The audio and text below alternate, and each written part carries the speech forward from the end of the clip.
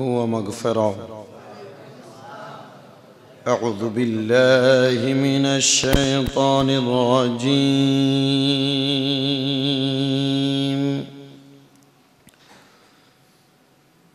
بسم الله الرحمن الرحيم.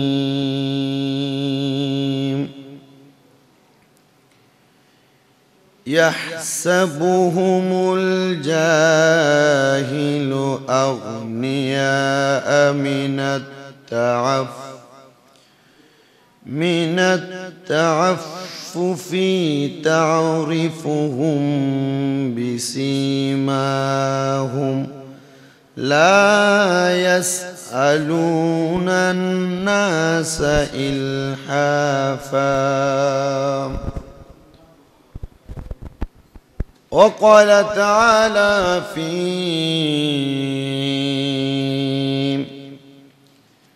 شان حبيبه ومحبوبه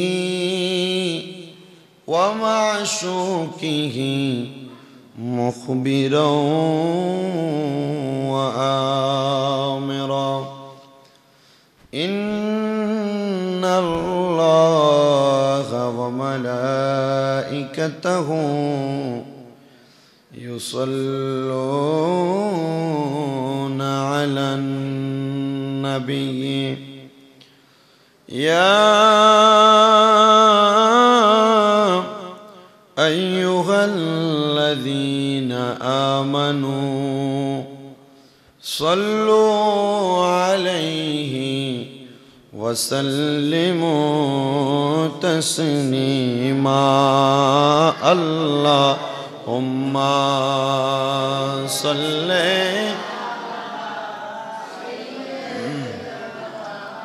مولانا محمد وعلى آل سيدنا.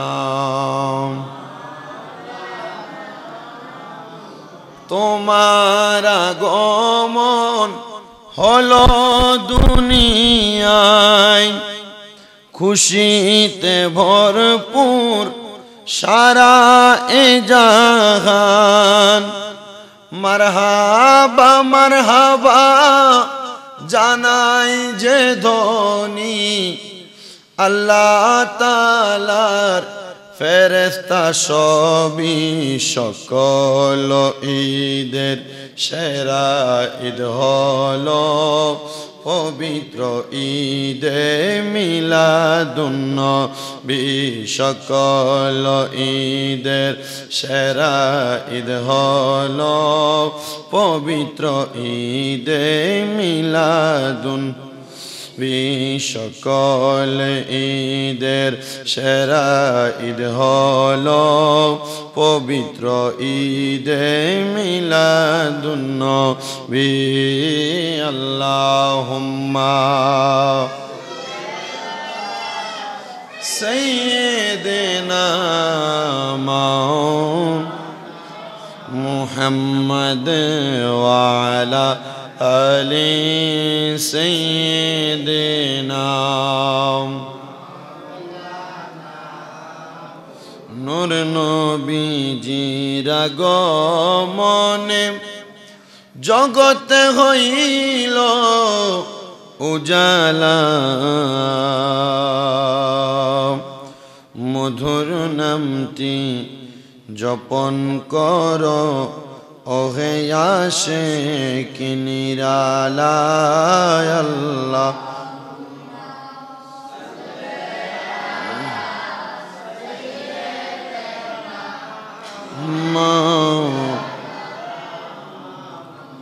وعلى آله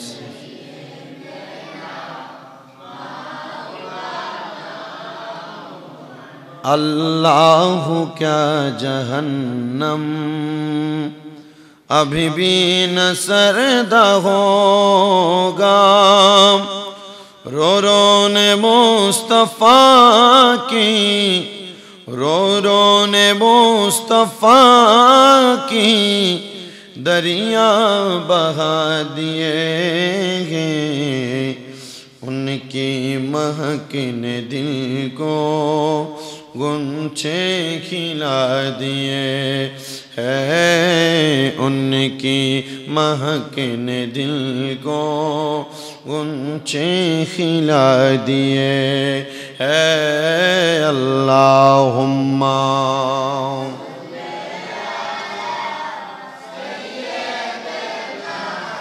मौलाना मुहम्मद व अला आली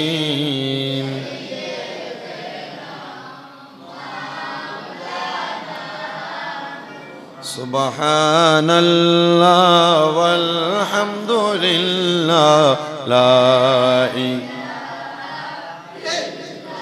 ला सुबहानल्लाह वल्हम्दुलिल्लाह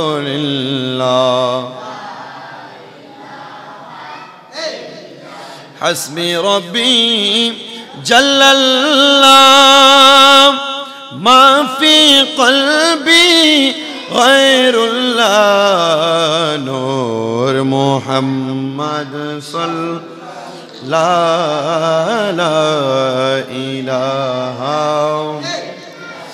ला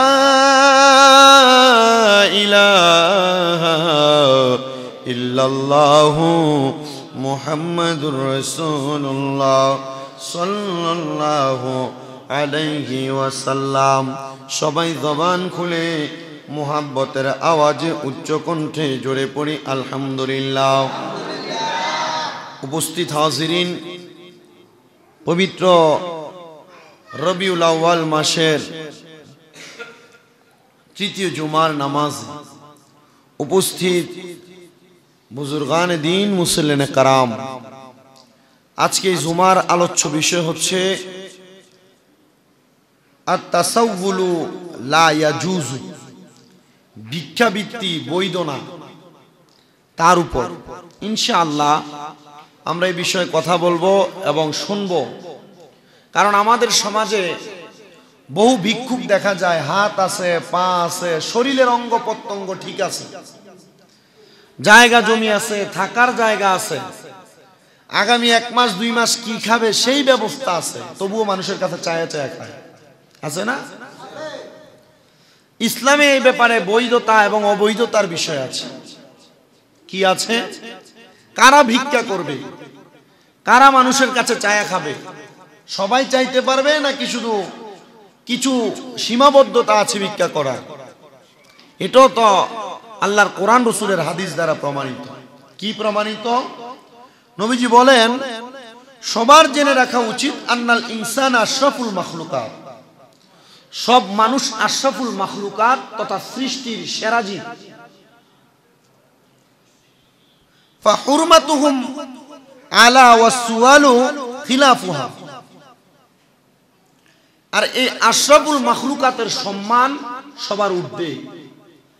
কিন্তু ভিক্ষাবৃত্তি করা, মানুষের কাছে চায়া চায়া খাওয়া, এটা তার বিপরীত।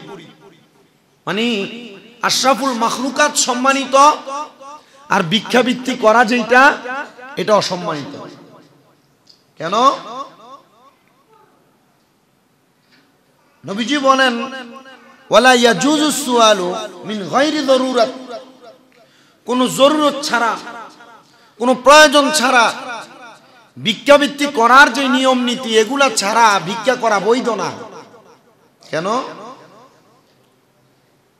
নবীজি এরপরে বলছেন, ফালা ইয়ামবাগি লিল ইনসানি আন ইয়াসআলা ওয়া ইনদাহু কুতু ইয়াউমিহি আও ইয়াকদিরু আলা কাসবি মা ইউনফিকু আলা নাফসিহি ওয়া ইয়ালিহি। নবীজি বলছেন, কোন মানুষের কাছে যদি একদিনের খাদ্য থাকে অথবা এমন পরিমাণ উপার্জন করার সক্ষমতা থাকে, মানে একদিনের খাবার যদি কারোর কাছে থাকে অথবা একদিনের খাবার জোগাড় করার, উপার্জন করার সামর্থ্য যদি তার শরীরে থাকে এবং তা তার পরিবারের জন্য যথেষ্ট হয়, তাহলে তার জন্য ভিক্ষা করা, মানুষের কাছে চাইয়া খাওয়া উচিত না। কি না? উচিত না। কেন উচিত না? فإن لم يكن قوت يومه ولا شيء يستر به عورته حل له أن يسأل الناس। আর যদি একদিনের খাদ্য না থাকে, এমন কোন বস্তু তার কাছে নাই যেটা তার শরীরের গোপন অঙ্গগুলা ঢাকনা দিবে, মানে একদিনের খাবারও নাই, আবার শরীরের গোপন অঙ্গগুলা ঢাকনা দেওয়ার মতো কিছু নাই, কাপড় নাই, এমন মানুষ দ্বারা ভিক্ষা করা বৈধ। যার কাছে একদিনের খানা নাই, লজ্জাস্থান ঢাকনা দেওয়ার মতো কাপড় নাই, তার জন্য ভিক্ষা বৈধ। আমাদের দেশে ভিক্ষা করে হাত আছে, পা আছে, চলার মতো সক্ষমতা আছে, কাজ করার সক্ষমতা আছে, এরা ভিক্ষা করে, ঠিক না? এদের মধ্যে একটা শ্রেণী বিভাগ আছে। কি আছে? আল্লাহ তাআলা কুরআনুল কারীমের মধ্যে সূরা বাকারার 273 নম্বর আয়াতে কারিমার খণ্ডাংশের মধ্যে আল্লাহ তাআলা ঘোষণা করেছেন, যে আয়াত আমি প্রথমে তেলাওয়াত করেছি। আল্লাহ বলেন, সাহায্য চাওয়া হতে বিরত থাকার কারণে, মানে কেউ যদি সাহায্য না চায়, এই সাহায্য না চাওয়া থেকে বিরত থাকার কারণে যারা মূর্খ, যারা অজ্ঞ, ওই লোকেরা তাদেরকে অভাব মুক্ত মনে করে। এই আয়াত তাদের জন্য নাজিল হয়েছে। সমাজে এমন অনেক মানুষ আছে যারা অভাবে পড়ে আছে, ইনকাম নাই, টাকা পয়সা নাই, কিন্তু তারা কোনো মানুষের কাছে চাইতেও পারে না, তারা কোনো মানুষের কাছে হাতও পাততে পারে না, লজ্জায় শরমে। কিন্তু দুনিয়ার সম্পদওয়ালারা তাদেরকে মনে করে, মনে হয় তাদের কোনো অভাব নাই। আমার আল্লাহ তাআলা বলেন, দুনিয়ার মানুষ তোমরা শুনে রাখো, ও দুনিয়ার মানুষ, তুমি তাদেরকে লক্ষণ দেখে চিনতে পারবে।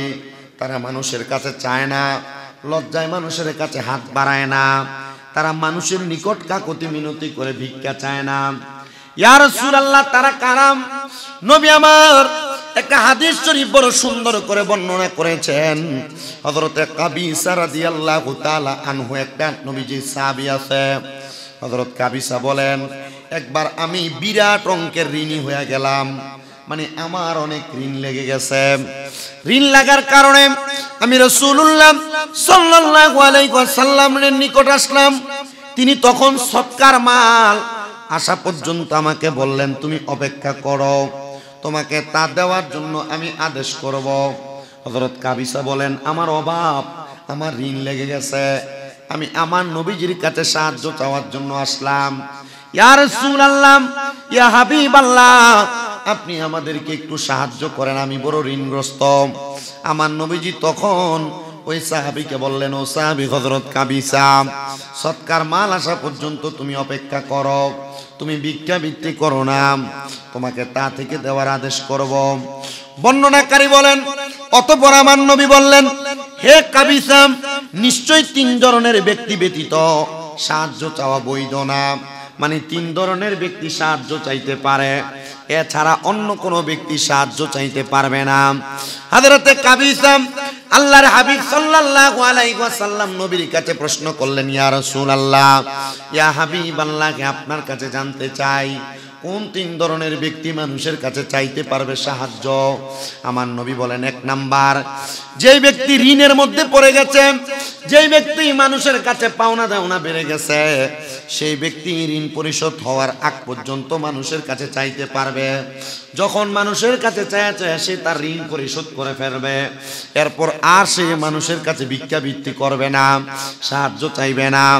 আমার নবী বলেন, 2 নাম্বার, যে ব্যক্তি প্রাকৃতিক দুর্যোগের মধ্যে পতিত হয়েছে এবং তার সব সম্পদ ধ্বংস হয়ে গেছে।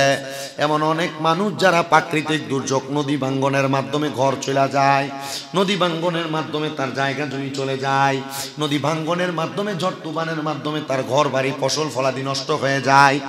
এমন কোন ব্যক্তি আল্লাহ তাআলার বান্দাদের কাছে সাহায্য চাইতে পারবে, তার জন্য সাহায্য চাওয়া ততক্ষণ পর্যন্ত বৈধ। সাহায্যের মাধ্যমে সে যদি তার বাড়িঘর ঠিক করতে পারে, তার পূর্বের ক্ষতিপূরণ শেষ করতে পারে, এরপর থেকে আর সে কারোর কাছে কোনো সাহায্য চাইবে না। 3 নাম্বার, যেই ব্যক্তি এমন অভাবগ্রস্ত হয়ে গেছে, তার গোত্রের জ্ঞান বুদ্ধি সম্পূর্ণ তিনজন ব্যক্তি বলছে হ্যাঁ সে অভাবী। গোত্রের মানে তার পরিবারের তার এলাকার তিনজন মানুষ সাক্ষী দিছে এই লোকটা বড় অভাবী, তারা সাহায্য করা যায়। এই লোকটা বড় ঋণগ্রস্ত, তারা সাহায্য করা যায়। এ লোকটা খাইতে পারে না, চলতে পারে না, তারা সাহায্য করা যায়। নবী বলেন এই ব্যক্তি মানুষের কাছে সাহায্য চাইতে পারবে। তার মানে বুঝলাম আমরা ভিক্ষা করা এটা বৈধ জিনিস না, তবে তিন প্রকারের ব্যক্তি মানুষের কাছে চাইতে পারবে। এক নাম্বার হলো সেই ব্যক্তি যে ঋণের বোঝা কাঁধের মধ্যে আছে, ঋণ পরিশোধ করার আগ পর্যন্ত ভিক্ষা করতে পারবে, চাইতে পারবে। দুই নাম্বার যে ব্যক্তি প্রাকৃতিক দুর্যোগের মাধ্যমে ঝড় তুফানে বাড়িঘর নষ্ট হয়েছে সেই ব্যক্তি মানুষের কাছে চাইতে পারবে। আর তিন নাম্বার অভাবগ্রস্ত ব্যক্তি, তার এলাকার মানুষ সাক্ষী দেয় হ্যাঁ সে অভাবী, তাকে সাহায্য করা যাবে। এবার আপনাদের সবার কাছে আপনারা এমন কোন ব্যক্তি যদি আপনাদের কাছে এসে হাত বাড়ায়, তাকে 1 টাকা পারেন আর 100 টাকা 1000 টাকা পারেন, আপনি তাকে একটু বেশি বেশি করে সাহায্য করবেন। কিন্তু এমন অনেক ভিক্ষুক হাত পা আছে, সব আছে, চলার মতো কামাই করার মতো ক্ষমতা, এদেরকে সাহায্য করা থেকে একটু সাবধান, জিজ্ঞাসা করে একটু তথ্য তালাশ করে তারপর সাহায্য করবেন। এবার আমার নবী রাহমাতুল লিল আলামিন নবী এই ভিক্ষা বৃত্তির ব্যাপারে আরো কয়েকটা হাদিসে মুবারাকা বর্ণনা করেছেন। আপনি চিন্তা করে দেখেন ইসলামের মধ্যে কোন কোন বিষয়গুলো নবীজি তুলে ধরেছেন। এই বিষয়গুলো আমরা অনেকে জানি, অনেকে জানি না। রাহমাতের নবী আমার ঘোষণা করতেছে عن أبي هريرة عن النبي صلى الله عليه وسلم قال ليس الغنى عن كثرة الأعراض ولكن الغنى غنى عن نفسي। নবী আমার বলতেছেন ধনী ব্যক্তির ধন বেশি থাকা তাকে ধনী বলে না। মানে যার অধিক পরিমাণ ধন আছে, বাড়ি আছে, গাড়ি আছে, টাকা পয়সা আছে, আমার নবী কয় তাকে ধনী বলে না। ইয়া রাসূলুল্লাহ কাকে ধনী বলে? আমার নবী বলে ওয়ালাকিন্নাল গিনা গিনান নাফসি, যে ব্যক্তি অন্তরের দিক থেকে ধনী তাকেই সবচাইতে বেশি ধনী বলে। দেখবেন অনেক পয়সাওয়ালা, টাকাওয়ালা, সম্পদওয়ালা, কিন্তু ফকির গেলে ভিক্ষা দেয় না, গরিব মানুষকে সাহায্য করে না। এজন্য আমার নবী কয় অধিক পরিমাণ ধনের মালিকেরা ধনী না, ধনী না। যারা মনের দিক থেকে ধনী আমার আল্লাহ নবী তাদেরকে ধনী বলছে। জোরে জোরে বলেন সুবহানাল্লাহ। এবার আমার নবী আরেকটা হাদিস বলেন ওয়াল্লাযী নাফসি বিয়াদিহি লাআন্না ইয়াখুযা আহাদুকুম হাবলাহু ফায়াহতাতিবু আলা যহরিহি খায়রুল লাহু মিন আন ইয়াতিয়া রাজুলান ফায়াসআলাহু আতাহু আও মানা। নবী আমার বলেন আর যার অধীনে আমার পান আমি সেই সত্তার শপথ করে বলি, আমার নবী কয় যার কাছে আমি নবীর প্রাণ, আমি নবী ওই আল্লাহ তাআলার কসম করে বলি, তোমাদের কেউ যদি রশি নিয়ে কাঠ সংগ্রহ করার জন্য জঙ্গলাতে যায়, বাগান থেকে কাঠ আইনা বাজারে বিক্রি করে, আর সেই লোকের কাছে এসে চাওয়া অপেক্ষায় অধিক উত্তম।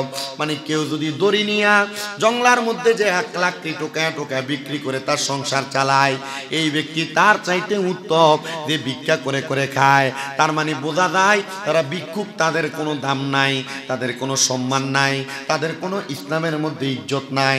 কারণ কি?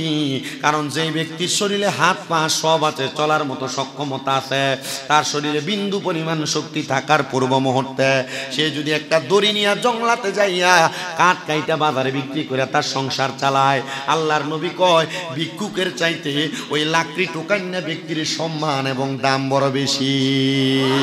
জবান খুলে জোরে বলেন সুবহানাল্লাহ। আল্লাহর নবীর আরেকটা হাদিস হযরত উবাইদুল্লাহ قال اخبرني رجلان انهما اتايا النبي صلى الله عليه وسلم في حجة الوداع وهو يقسم الصدقة فسأله منها فرفع فينا البصر وخفضه فرأنا جلدين فقال إن شئتما أعطيتكما ولا خز فيها لغني ولا لقوي মুক্তাসিব। আল্লাহর নবীজি পরবর্তী হাদিসে বলেন, নবীজি সুসংবাদ দিচ্ছেন, দুই ব্যক্তি আমাকে সংবাদ দেন, তারা বিদায় হজের সময় রাসূলুল্লাহ সাল্লাল্লাহু আলাইহি ওয়াসাল্লামের নিকট উপস্থিত হয়েছেন। তখন আমার নবী যাকাত বিতরণ করতেছে। কি বিতরণ করে? দুই ব্যক্তি আমার নবীর সামনে উপস্থিত, তখন তারা যাকাত বিতরণ করতেছেন। তারা নবীজির নিকট কিছু চাইলেন, ইয়া রাসূলুল্লাহ আমাদেরকে কিছু দেন। চাওয়ার পরে বলে আমার নবী এই দুইজন ব্যক্তির উপর চোখ তুলে তাকাইলেন। এভাবে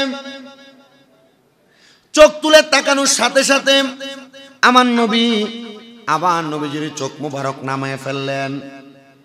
আমার নবীজি দেখলেন এই লোকগুলা বড় স্বাস্থ্যবান, মানে শরীরে সব ঠিক আছে। নবী তাদের দিকে তাকায়া নবী আমার বললেন, ফাকালা ইনশিতুমা আতাইতুকুমা ওয়ালা হাদ্দা ফিহা লিগানিয়্যিন ওয়ালা লিকাউইয়্যিন মুক্তাসিব। নবী আমার বলেন, তোমাদের স্বাস্থ্য ঠিক আছে, তোমরা চাইলে আমি তোমাদেরকে দিব, কিন্তু এতে কোনো ধনী ব্যক্তি এবং কর্মক্ষম ব্যক্তির অংশ নাই। একটু যাচাই করেন হাদিসটা মনোযোগের সাথে। নবীজি যাকাতের মাল বন্টন করতেছেন বিদায় হজের ভাষণের সময়। দুইজন ব্যক্তি নবীর কাছে সাহায্য চাইলেন। নবী তাদের দিকে তাকায় দেখলেন এরা বড় স্বাস্থ্যবান। আমার নবী বললেন, তোমরা চাইলে আমি তোমাদেরকে এখান থেকে দিব, কিন্তু যে মালগুলা বিতরণ হইতেছে এই মালগুলার ভিতরে কোনো ধনী ব্যক্তির কোনো অধিকার নাই, কোনো স্বাস্থ্যবান সুস্বাস্থ্যওয়ালা ব্যক্তির অধিকার নাই। এগুলা আমাদের সমাজে বেশি বেশি হয়। এগুলা ইউনিয়ন পরিষদ বলেন, মেম্বার বলেন, চেয়ারম্যান বলেন, এদের কাছে বেশি বেশি হয়। টিসিবির মালামাল যেখানে বিতরণ হয় এখানে বেশি হয়। এলাকার গরিবরা 10 টাকা কেজি চাউল নিতে যাবে, গরিবরা পায় না। ধনী ব্যক্তিরা এই 10 টাকা কেজির চাউল বস্তায় বস্তায় নিয়ে বাড়িতে ঢুকায়। কি এই উচিত কথাগুলা বলা বন্ধ সমাজে। এরা কাদের হক খাচ্ছে, কোন গরিবের হক খাচ্ছে, কাদের সম্পদ হরণ করছে এরা জানে না। আল্লাহর নবী হাদিসে মুবারাকার মধ্যে বলেছেন এদের টিসিবির মাল খায়। আচ্ছা, এরা কি যারা কর্মক্ষম, যাদের কামাই করার ভালো টাকা দিয়ে কিনা খাওয়ার সক্ষমতা আছে, টিসিবির মাল কি তারা লাগা? কিন্তু টিসিবির মাল আপনি দেখেন সুন্দর ফ্যান শার্ট পরিনা বেটা দেয় লাইনে ধরে কিনে।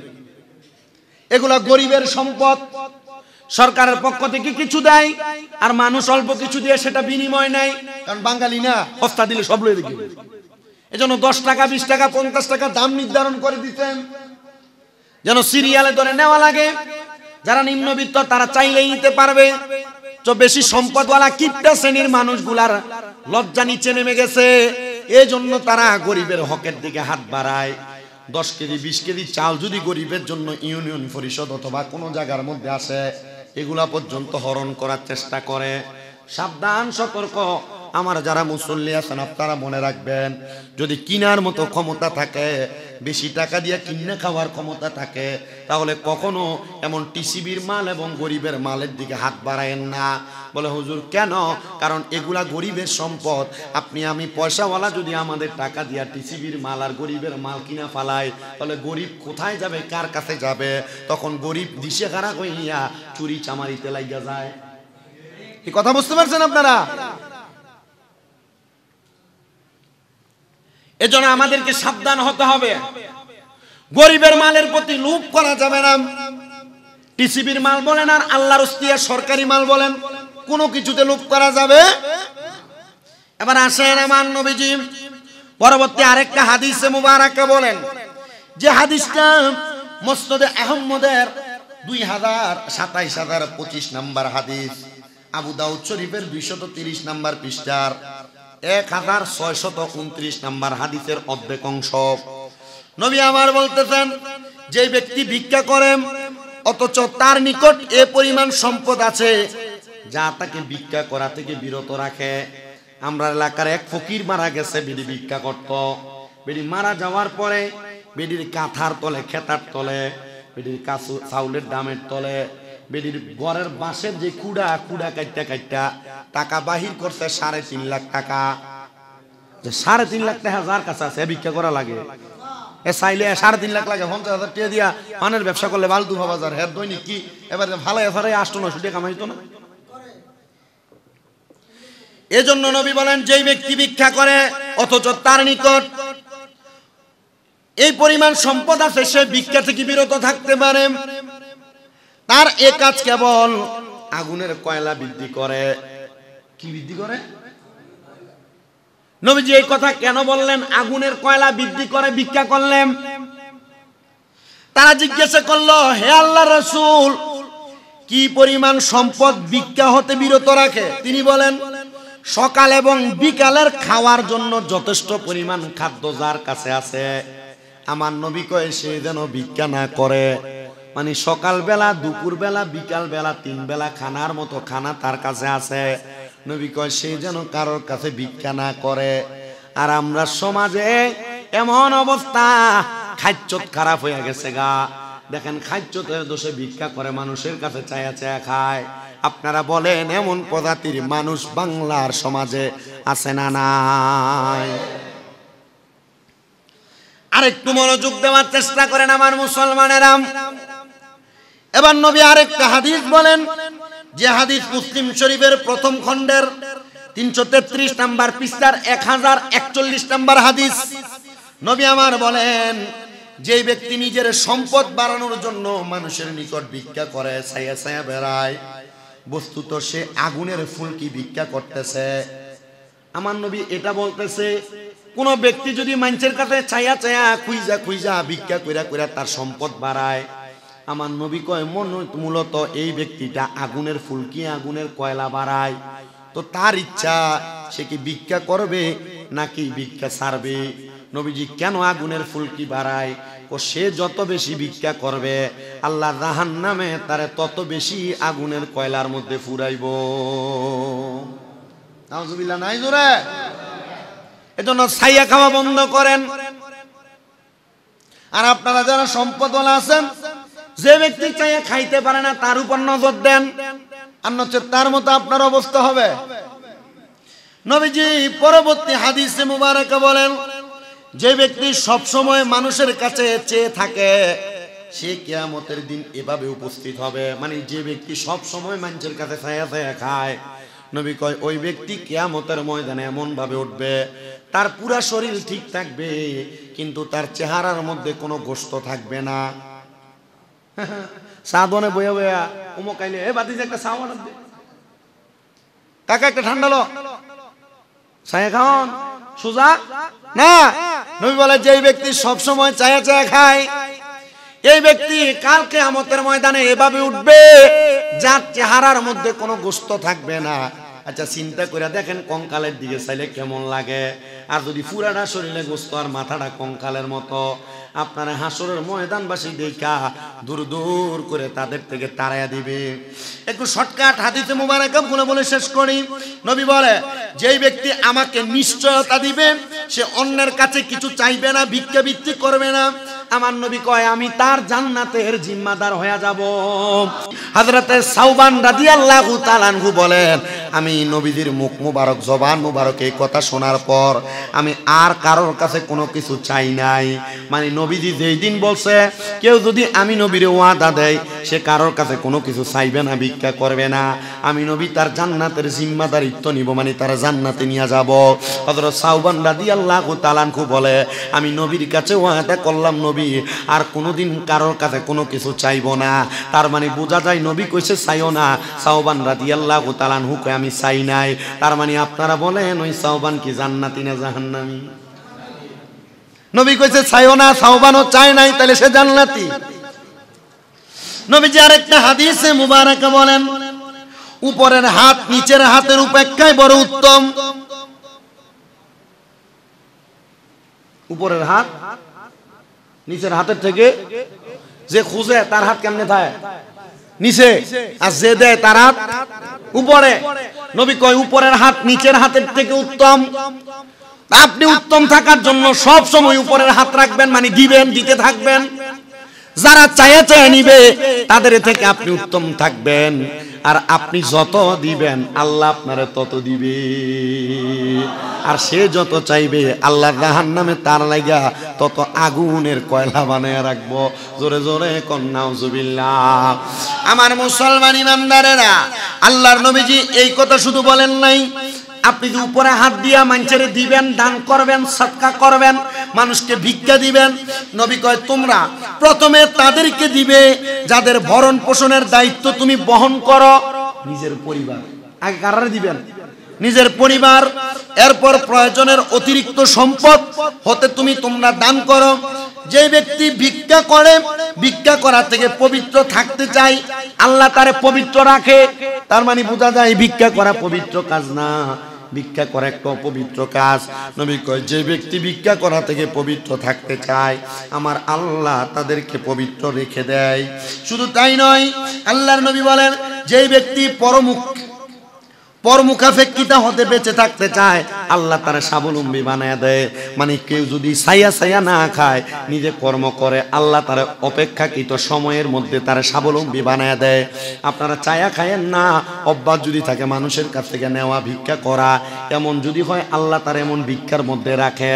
আর কেউ যদি ছায়া ছায়া না খায়, কেউ যদি কর্মকাণ্ড করে, আল্লাহ তারা অল্প সময় আর দেরি সময় এর মধ্যে তারা স্বাবলম্বী বানায় দেয়। কোন সুবহানাল্লাহ।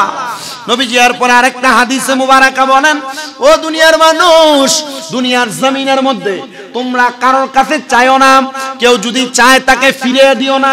ইয়া রাসূলুল্লাহ, আপনি বললেন চাইও না, আবার কেউ চাইলে তাকে ফিরিয়ে দিও না, মানিটা কি বলেন না? নবী কয় চাওয়া বড় নিন্দনীয় কাজ, আর চাওয়ার পর কাউকে ফিরিয়ে দেওয়া এটাও নিন্দনীয় কাজ। আর দেওয়ার আগে একটু জাস্টিফাই করে দিবেন।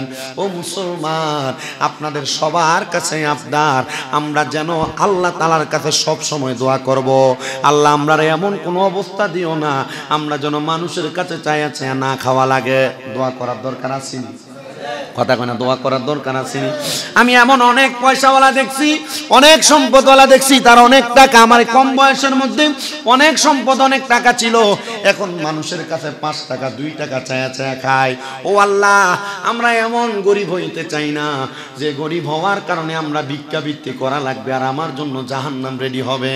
আল্লাহ আমাদেরকে এমন পরিমাণ সম্পদের মালিক বানান যে সম্পদ দিয়া আমরা মানুষকে দান করতে পারবো, আমরা মানুষকে সদকা করতে পারবো, আমরা মানুষকে সহযোগিতা করতে পারবো।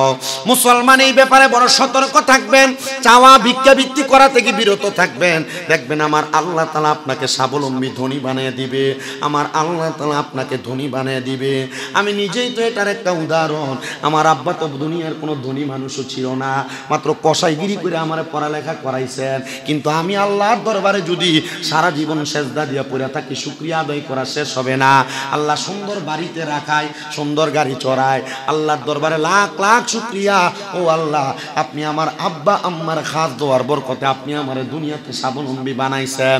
আব্বাজিরা, ও আমার মুসল্লি বাবারা, মুসল্লি যুবক ভাইয়েরা, আমার পর্দার অন্তরালের মা বোনেরা, এজন্য কারোর কাছে চাওয়ার আগে নিজের শরীরের শক্তিতে একটু পরীক্ষা করবে। যদি সব ঠিক থাকে তাহলে আপনি দুনিয়াতে চাইয়েন না, কর্মকাণ্ড করেন, যে কোনো কাজের মধ্যে লাইগা যান। আজকে নয় কালকে, কালকে নয় পরশু, 10 দিন 10 বছর পরে হইল, আল্লাহ তাআলা আমাদেরকে সম্পদওয়ালা বানাইতে পারে কি পারে না? এ মোহাব্বতের আওয়াজে বলেন না, পারে কি পারে না? আরেকটা বিষয় আপনাদেরকে একটু সতর্ক করে দেই, আমরা সবাই সুন্নি মুসলমান, সুন্নি মুসলমানদের উপরে বড় একটা, ধরেন না ভূমিকম্পের মতো বড় একটা বিপদ আগমন করতেছে। কেমন বিপদ? সোনার বাংলাদেশের মধ্যে এখন মানুষ চলাফেরা করতেছে, কিন্তু স্বাভাবিকভাবে 5 আগস্টের পরে মামলার ব্যবসা চলতেছে, চলে না?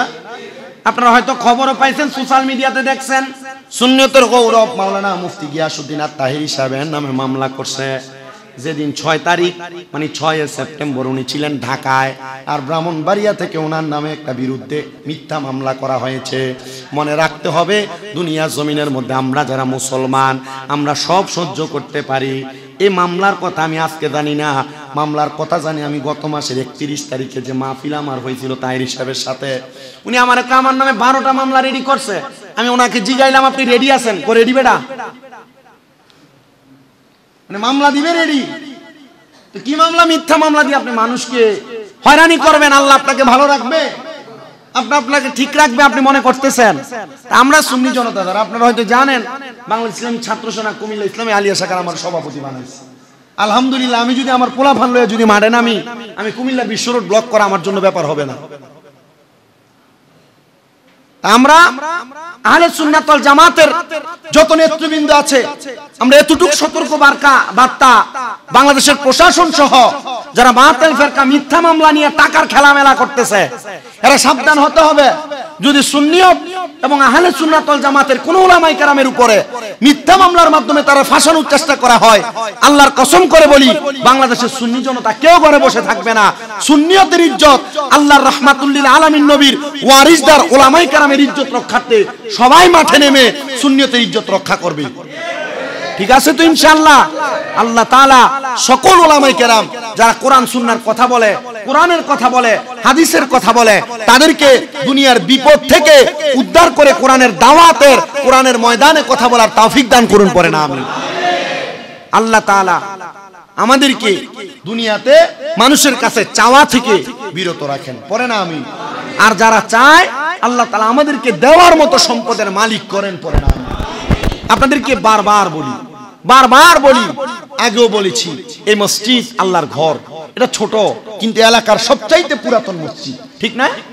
সবচাইতে পুরাতন মসজিদ। তো এই পুরাতন মসজিদ ছোট, নিচে উপরে মানুষ বৈশা, সাইডে বৈশা, রাস্তায় বৈশা মানুষ যে নামাজ পড়ে, খুব কষ্ট হয়। আপনারা যারা মসজিদে আসেন, আপনাদের দানের হাতটা একটু বড় করবেন, লম্বা করবেন, বেশি বেশি দান করার চেষ্টা করবেন। নিজে যখন মসজিদে আসবেন, আসার সময় যদি 10 টাকা দেন, 5টা টাকা আপনার ছেলের হাতে দিয়েন। কেন? যদি দেয়, মসজিদে কালেকশন বেশি হইলে কিছু অ্যামাউন্ট বাড়লে তারা মসজিদটা বড় করতে পারবে। আমার কাছে কেমন লাগে, আমাকে গত জুমায়ও আমি যখন মাগরিবের পরে আমি একটু গেছি রাজগঞ্জ, আমার কাছে পুলিশ অফিসার কই, হুজুর গেছিলাম আমরা বিছানা নামাজ পড়তে, কিন্তু যেভাবে মানুষ বসে, হুজুর বৈশা কুল করতে পারি না। আপনারা এটা করবেন, এটা করলে লাভ আছে না? লাভ আছে না? আল্লাহর কসম, আমি যখন এখানে আসছি, আমারে এই হান্নান ভাই মারা গেছে, আল্লাহ বেহেশত দান করুক। হান্নান ভাই আমার জিজ্ঞেসে, ভাই আপনি যে জুমা পড়াইতে আইবেন, আপনার কত টাকা দিত? আমি কইছি, ভাই আমি তো টিয়া চাইছি না, আমি আজ পর্যন্ত যত জায়গায় মসজিদে জুমা পড়াইছি, আমি মসজিদের বেতন চাইছি না। মসজিদ কমিটি যদি স্বাবলম্বী হয়, বেড়ে যাবে অটোমেটিকলি। আমি চাই নাই। কেন চাই নাই জানেন? আমার এই মসজিদ এটা ছোট, এটা খুব ছোট, কিন্তু এলাকার কি মসজিদ? পুরান মসজিদ। আপনারা কি চান না এটা আরো সুন্দর হোক? আপনারা কি চান না এই মসজিদ আরো বড় হোক? আমরা চাইলে হবে। আপনি বাড়ি বললাম না, ওই যে গত জুমায় তো মসজিদের না, সরি, মনে এর আগে মসজিদ বানানোর এবং মসজিদের আদবের বয়ান করছিলাম, তখন বলছিলাম আপনার 3টা বাড়ি, কিন্তু আপনার এলাকার মসজিদ কি ঝরঝরা, জীর্ণ শীর্ণ।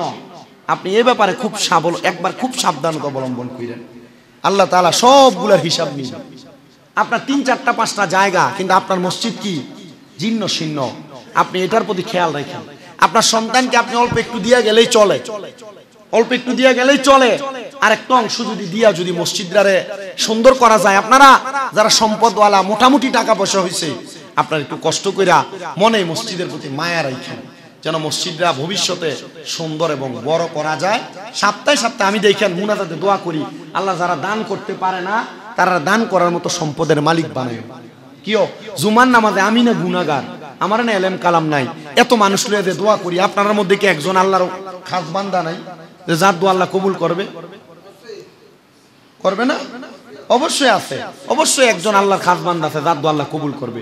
আমি যে দোয়া করি, আল্লাহ যারা দান করে তারা অধিক সম্পদের মালিক বানাও, যারা দান করতে পারে না তারা দান করার মতো সম্পদের মালিক বানাও, আল্লাহ তো এই দোয়া কবুল করবে। করবে না?